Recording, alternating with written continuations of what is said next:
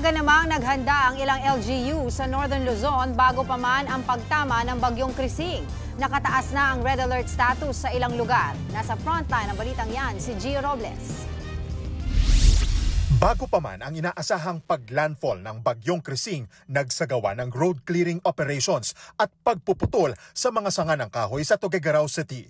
Yan ay para maiwasan ang pinsala sa kalsada kapag manalasa ang bagyo. Sa ngayon, nakataas na ang red alert sa buong lalawigan ng Cagayan base sa abiso ng Cagayan Valley Regional Disaster Risk Reduction and Management Council.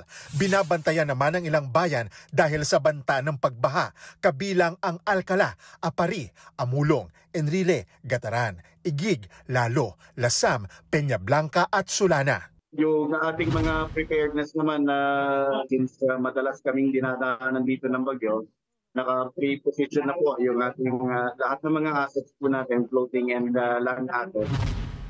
Nakatakda naman buksan ang isang spillway gate ng Magat Dam para maiwasan ang pag-apaw ng dam. Nasa higit kumulang 150 cubic meter per second na tubig ang ilalabas mula sa Magat Reservoir. Bubuksan ng dam alas 9 ng umaga.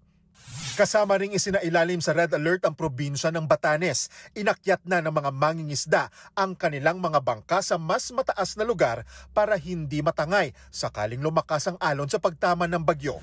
Puspusan din ang mga paghahanda sa Baguio City. Para maiwasan ang baha, ilang residente ang nag-alis ng mga basurang nakabara sa mga steel screen sa mga ilog. Nag-remind ulit ng ating mayor na ang basura naman is pwedeng agapan. Pwede namang hindi mangyayari mga flooding niyan kung wala yung ating mga basura. So nag-remind ulit ang ating mayor sa proper waste disposal.